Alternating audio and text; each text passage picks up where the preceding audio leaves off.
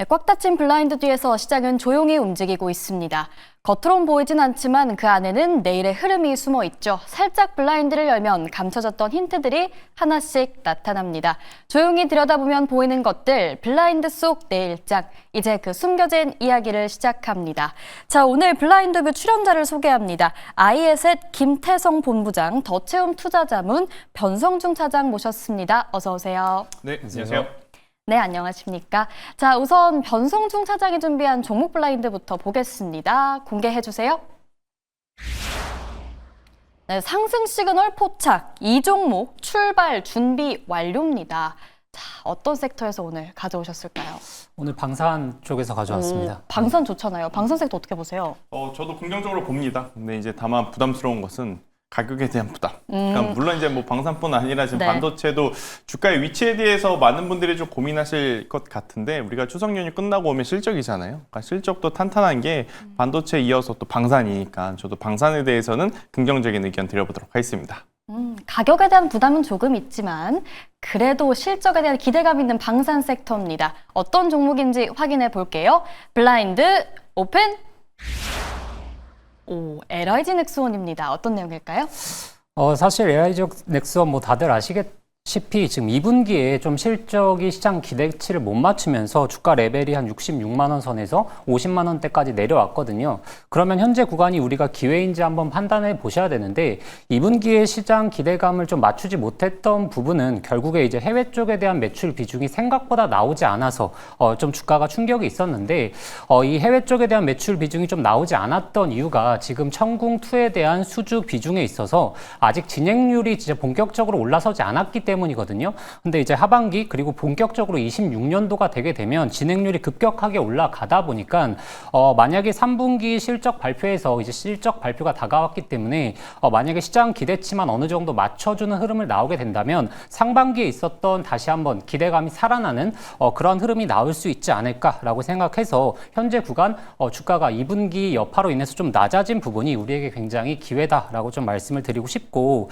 그리고 최근에 뭐 지상 방산 쪽에 있어서 계속적으로 좋은 내용들 많이 나오고 있죠. 뭐 루마니아 수주부터 그리고 중동 쪽에 대한 이슈도 나오고 있기 때문에 지상 방산 쪽에 대한 수주 모멘텀이 나오게 되면 그 다음에 이 지대공 미사일에 대한 수주 모멘텀까지 충분하게 이어질 수 있다라고 하기 때문에 LIG 넥스원은 뭐 주가에 대한 레벨이 조금 부담되는 것도 사실이긴 합니다. 그렇지만 이전 전고점에 대한 터치는 한 번 정도 나올 수 있지 않을까 싶어서 제가 가져왔고, 가격 전략을 좀 잡아드리자면 지금 목표가는 이전 고점이었던 65만 원 말씀을 좀 드리겠고, 손절가로는 45만 원 좀 말씀을 드리겠습니다. 네, LIG 넥스원 목표가 65만 원, 손절가 45만 원 제시를 해주셨습니다. 이제 본격적으로 수출에 대한 내용들이 반영이 되면 앞으로 더 갈 수 있다라고 보신 건데요. 그런데 차장님, 사실 방산주가 요즘 또 좋은데 말씀해 주셨다시피 가격에 대한 부담도 좀 있긴 합니다. 그 중에서도 LIG 넥스원이 딱 탑픽인 이유가 또 있다면 뭔지 궁금해요. 그러니까 사실 올해 이제 매출 비중은 사실상 주가에 반영을 했다라고 보는 게 맞고, 그럼 이제 26년도에 영업이익을 어떻게 반영할 것인가에 대한 문제인데, 지금 예상치에 대한 EPS 전망치를 놓고 봤을 때 멀티플 측정해 봤을 때 한 주가 레벨이 한 70만 원 선 정도가 되게 되면 멀티플 지수로서 한 20배 중후반 정도 나오게 되거든요. 그럼 뭐 지금 방산업계가 받고 있는 밸류에서 적정한 가치를 받을 수 있는 주가 레벨에 갈 수 있기 때문에 한 번 정도 좀 고점을 넘어가는 그러한 상승이 나오고 나서 그때서야 진짜 다시 한번 좀 주가 레벨을 고민해 봐야 되는 그런 시기지 않을까 싶어서 제가 이 점에 대해서 좀 말씀드리겠습니다. 네, 제가 또 이 종목을 좀 찾아봤는데 드론 시대에 딱 맞춰진 종목이다, 뭐 이런 언급도 있더라고요. 드론에 대한 모멘텀도 있습니까?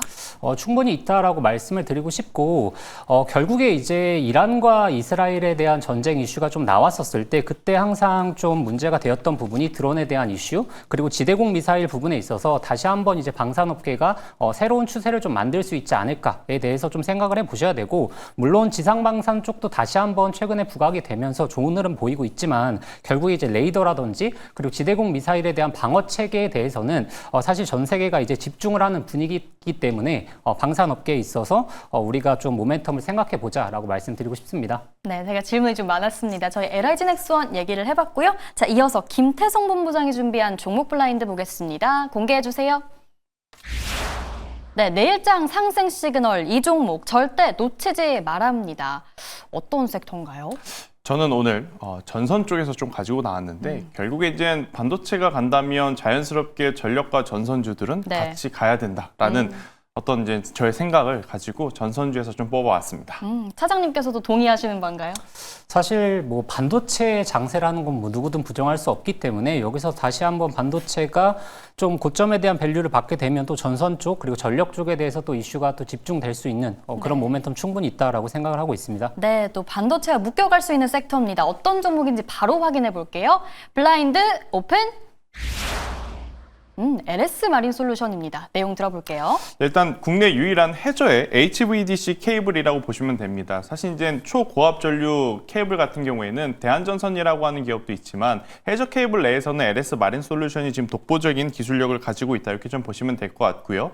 뭐 LS 마린 솔루션뿐만 아니라 지금 대다수의 전력기기와 전선주들의 공통적인 한 가지 긍정적인 부분은 뭐냐면 계속해서 높아지는 수주 잔고라고 좀 보시면 돼요. 이게 국내에서만 지금 늘어나는 것이 아니라 글로벌 기업에서 혹은 글로벌 시장에서 우리나라 기업들의 전력기기와 전선주들을 원하고 있다는 게 팩트이고 수출 데이터를 통해서 두 가지로 확인을 할 수 있습니다. 일단 첫 번째 높아져 가고 있는 단가 그리고 이제 계속해서 이어지고 있는 수주 그렇기에 저는 LS 마린 솔루션뿐만 아니라 전선과 전력은 여전히 우리가 중장기적으로 봐야 되는 섹터 중에 하나 이렇게 좀 설명드릴 수는 있을 것 같고요. 또 가장 중요한 건 국내 시장에서의 모멘텀을 좀 따져보자면 에너지 고속도로라고 하는 단어 여러분들 많이 들어보셨을 겁니다. 현재 신정부가 지금 들어오면서 굉장히 많은 산업에 대한 이야기를 하고 있죠. 휴머노이드, AI 여기에 빼놓고 갈 수 없는 게 바로 에너지 고속도로라고 하는 키워드이기 때문에 서해안 에너지 고속도로 관련주로서 이제 LS 마린 솔루션에 대한 매력도는 굉장히 높아갈 수 있다. 이렇게 좀 정리해 드려보도록 하겠습니다. 네, 수주 잔고 확대되고 있고 서해안 에너지 고속도로에 대한 모멘텀 있는 종목입니다.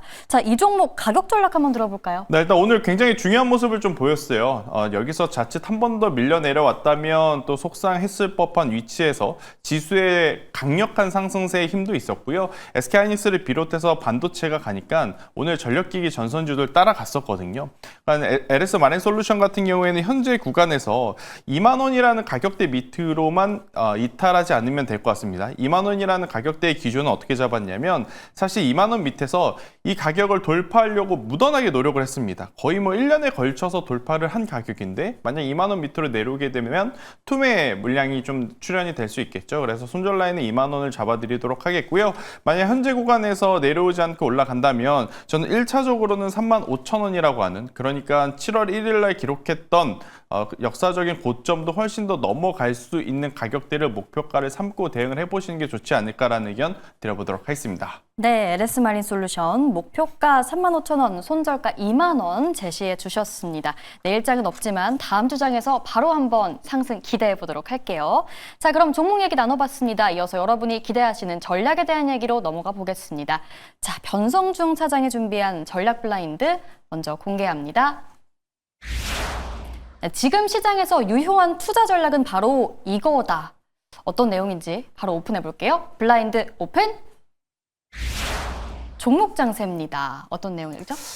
사실 지금 시장에서 반도체를 빼놓고 이야기할 수는 없는데 만약에 연휴가 좀 끝나게 되고 이제 어닝 시즌이 본격적으로 돌입하게 되면 반도체 사이클이 계속적으로 좀 갈 수 있을 것인가에 대한 체크도 한번 해보셔야 되고 그리고 지금 반도체 소부장 쪽에서 뭐 전체적인 분위기는 좋겠지만 그래도 상승폭이 굉장히 강한 종목 아직도 좀 상승이 나오지 않은 종목들 위주로 좀 나누는 흐름을 보이고 있거든요. 그리고 뭐 조방원 쪽에도 마찬가지겠고 지금 화장품 쪽에서도 마찬가지겠고 기존 상반기 같은 흐름 같은 경우에는 전체적인 섹터가 좀 올라가는 흐름들을 많이 보였는데 지금 뭐 화장품 섹터에서 APR 같은 종목들은 거의 신고가 영역에 도달해 있는데 사실 나머지 화장품 기업들은 2분기 여파를 지금 벗어나고 있지 못하거든요. 결국에 이제 연휴가 끝나게 되고 어닝 시즌에 돌입을 하게 되면 우리가 섹터에 대한 접근보다는 이제 종목별로 개별 이슈 그리고 개별 실적들을 좀 체크하면서 모멘텀을 체크해야 되는 장세가 펼쳐지지 않을까 않을까 싶어서 제가 종목 장세에 대해서 좀 말씀드린 거고, 결국에 이제 지수 레벨이 어느 정도 좀 부담감 있는 레벨로 올라온 거는 맞긴 합니다. 코스피 지수를 놓고 보게 되면 뭐 3,500포인트 이상 돌파를 했기 때문에 결국에 지수라는 것은 또 조정이 나오는 구간, 좀 쉬어가는 구간이 나올 때 그때 또 종목 장세가 펼쳐질 수 있기 때문에 연휴 끝나고 10월 달 내에서는 종목 장세에 대한 투자 전략을 세우시는 게 가장 바람직하지 않을까 싶어서 제가 가져왔습니다. 네, 지수가 워낙 단기간에도 급등을 했다 보니까 조정이 나왔을 때 또 종목 장세가 펼쳐질 수 있다. 이야기 한번 들어봤습니다. 자, 긴 연휴를 앞두고 전략 재정비 해볼 시간이죠. 이제 김태성 본부장의 전략 블라인드 공개해 보겠습니다. 네, 최적의 투자 전략은 바로 이거다. 어떤 내용 준비해 주셨을지 살펴볼게요. 블라인드 오픈. 네, 자신감입니다. 일단 사실 지수가 이렇게까지 연휴를 앞두고 올라갈 것이다라고 예측하기가 참 어려웠던 것 같습니다. 네. 그럼에도 불구하고 올라갔기 때문에 많은 분들이 지금이라도 사야 되는 것인가 아니면 연휴 끝나고 갔다 와서 산다면 도대체 어떤 종목을 어떤 타이밍에 사야 될 것인가 굉장히 고민 많으실 것 같은데, 제가 이제 자신감이라고 표현을 하는 것은 의미 없는, 그러니까 명분 없는 자신감이 아니라 명분을 확인한 자신감은 필요하다라는 의견을 드리고 싶습니다. 그 명분이라는 것은 앞서서도 제가 LS마니 솔루션 이야기할 때 잠시 언급했지만, 수주 단고를 통해서 실적이 잘 나올 수 있는 기업들은 빠르게 추려 놓으시는 게 좋을 것 같아요. 왜냐, 추석 연휴 끝나고 오면 바로 실적 시즌에 돌입을 하거든요. 이번 분기 실적 시즌은 굉장히 기준이 엄격할 수밖에 없습니다. 네. 지수도 종목군들도 그렇고 올 초 대비해서 굉장히 많이 올라온 상황이기에 그 어느 때보다도 실적이 잘 나오는 기업들로 저는 추려야 된다라는 게 포인트일 것 같고요. 두 번째로, 실적이 잘 나오려면 국내에서뿐만이 아니라 글로벌 시장에서도 우리나라 기업을 좀 찾아야 한다라는 게 포인트일 것 같습니다. 우리나라 AI 소프트웨어 기업들을 잠시 좀 말씀드려 보면 굉장히 좋은 기술력을 갖고 있음에도 불구하고 해외로 나가지 못하죠. 그러다 보니 하드웨어는 대표적으로 삼성전자, SK하이닉스와 같은 대표 기업이 있으나 소프트웨어는 그게 약한 모습을 좀 보이고 있는 이유이기도 합니다. 그래서 여러분들이 보실 때에도 국내뿐만 아니라 해외에서도 찾는 기술력을 가진 기업에 포커스를 맞춰보자라는 의견 드려보도록 하겠고요. 그리고 이제 전체적인 수급에 대한 고민은 좀 원달러 환율에 대한 이야기가 많죠. 그런데 지금 환율이 1,400원 넘어가는 것은 우리나라만의 문제라기보단 원화, 엔화, 유로화, 달러 모두 달러를 제외한 모든 화폐 가치가 조금 약하다 보니 나타나는 현상으로서 이런 절대적인 수치에도 불구하고 외국인들 혹은 기관의 수급이 들어오는 기업들이라면 조금 높게 사시더라도 지금 한번 우리가 베팅을 해볼 때가 아니겠는가라는 의견 드려보도록 하겠습니다. 네, 오늘도 두 분이 공통적으로 실적을 확인해야 한다. 아무래도 또 바로 3분기 실적 시즌이 돌입하다 보니까 그런 것 같은데요. 그럼 마지막으로 실적 잘 나올 법한 섹터 하나씩만 딱딱 언급해 주시고 저희 마무리해 볼게요. 저는 방산 쪽 말씀드리겠습니다. 오늘 가져와 주신 종목 따라서 네. 방산 섹터도 언급을 해주셨고요. 저는 전력기기가 아무래도 이제 수출 데이터를 우리가 확인을 해서 그 네. 숫자는 흔들리지 않을 것 같다는 의견 드려보도록 하겠습니다. 네, 한결같은 두 분의 의견 한번 들어봤습니다. 자, 연휴 푹 쉬고 돌아와서 자신감 풀 충전해보도록 하겠습니다. 전략 얘기까지 들어봤고요. 블라인드뷰도 여기서 마무리해보도록 하겠습니다. 자, 이제 본장과 애프터마켓에서 특징적인 종목들 확인해볼 시간이죠. 박소영 아나운서와 함께 하시죠.